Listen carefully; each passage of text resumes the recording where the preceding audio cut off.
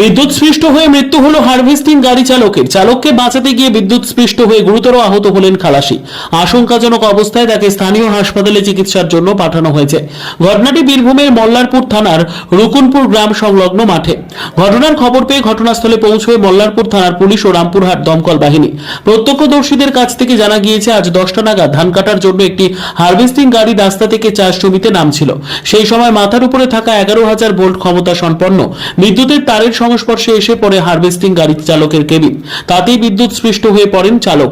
তাকে বাঁচাতে যান খালাসি, তিনিও বিদ্যুৎস্পৃষ্ট হয়ে পড়েন। ঘটনাস্থলে মৃত্যু হয় চালকের। তবে খালাসির অবস্থা আশঙ্কাজনক। তাকে উদ্ধার করে মল্লারপুর ব্লক হাসপাতালে চিকিৎসার জন্য ভর্তি করা হয়েছে। ওই ট্রাক্টরের উপরে যে হারভেস্টার গাড়িগুলো ধান কাটার জন্য এখন এনেছে, তাই একটা মাঠে ধান কাটার জন্য এই গাড়িটা যাচ্ছিল, কিন্তু ওরা তার ফলো না করে ওই গাড়ির ওপরে একজন বসেছিল আর ট্রাক্টর চালাচ্ছিল একজন।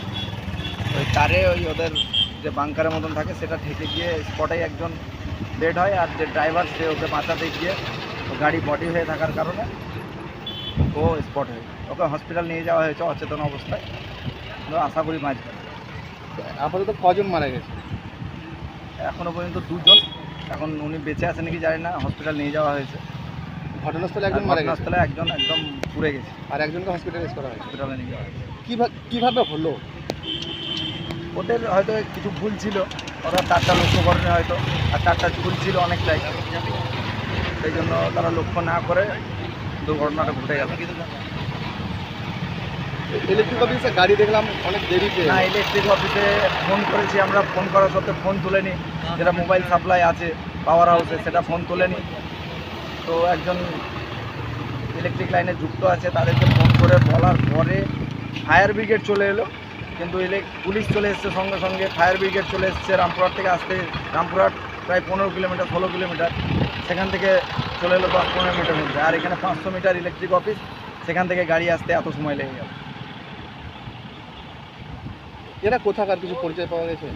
না, এদের পরিচয় পাওয়া যায়নি, তবে আশা করা যায় বর্ধমানের হতে পারে, কারণ এইসব হারভেস্টারের ড্রাইভাররা বর্ধমান থেকেই আসে, গাড়িগুলো বর্ধমান থেকে আনা হয়। এখানে তো কোনো লোকাল লোক যুক্ত থাকে যে গাড়িগুলো নিয়ে আসে, কে নিয়ে এসেছিল কিছু জানতে সেটা পারা? এখনও জানতে পারা যায়। লোকাল লোক যুক্ত থাকে, কিন্তু এখনও জানতে পারা যায়নি। কি নাম দাদা? বডি রিকভার করে গাড়িটা এখন থানায় নিয়ে গেল। কি নাম দাদা আপনার? রাসেল। ইনসিডেন্ট এটা তো বলে হয় না, গ্যাপটা মেনটেন করেনি, ও বুঝতে পারেনি যে লোয়ার গ্যাপ আছে, লোয়ার গ্যাপে যেতে গিয়ে উপর দিয়ে লেগেছে তারে। হাইটেন্সের তার ছিল 11,000, তার সেখানে কানেকশন হয়ে সে বিদ্যুৎস্পৃষ্ট হয়ে মারা গেছে।